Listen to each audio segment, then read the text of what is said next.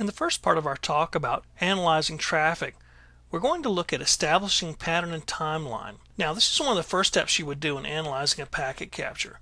What you want to do is look at the timeline for beginning and end of any interesting traffic. Now, let me tell you what interesting traffic is. Interesting traffic is anything in particular you're looking for. It's the particular target of what you're looking for. If you're looking for a hack attack, then you're looking at traffic that could have caused or be part of that particular attack. So that would be your interesting traffic. So you're looking at timeline for the beginning and end of this traffic. Now, what you may look for is regular intervals. Perhaps it's a ping of death. Perhaps it's some kind of other ICMP attack. This could probably come in at regular intervals. It could come in every 4 or 5 minutes. It could come in at various times of the day.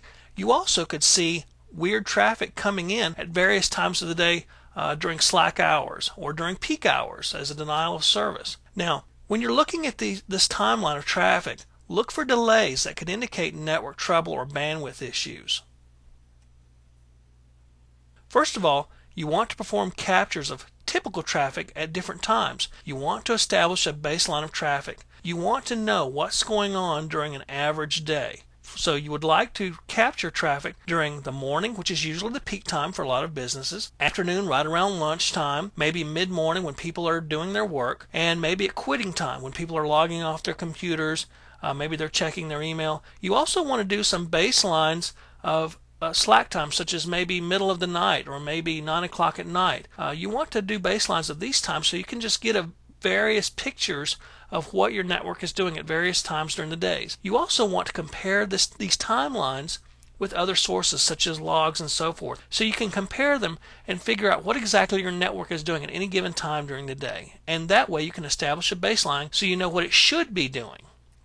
Now, you want to look for patterns in traffic that could indicate abnormal traffic or help to predict traffic that's coming from a source that you're about, such as an outside your network source. Now, relevant or interesting traffic could occur over several sessions. So when you're looking for interesting traffic, possibly a hack attack, possibly a network issue, you need to look at several different captures over several sessions. Compare them to normal baseline traffics during similar times, such as peak time or during a slack time, for example.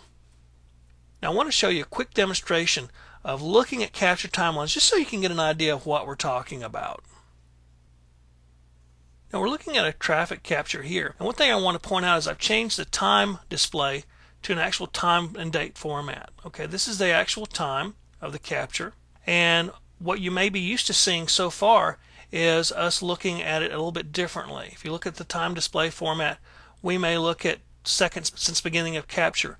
Both of those are useful because sometimes you need to know exactly how long something happened into the capture so you'll know kind of what kind of pattern there is. Like, is it every 10 seconds? Is it every 5 seconds? Is it repeated 5 seconds after another particular kind of traffic? So you can go back and forth on the time index here and just kind of see what goes on. You can look at the time index and see, for example, 17 seconds into the capture, this particular piece of traffic happened to this particular IP address. You can also go and look at the time display format and change to time of day, and you can look at year and time and date and time. You can also look at time of day.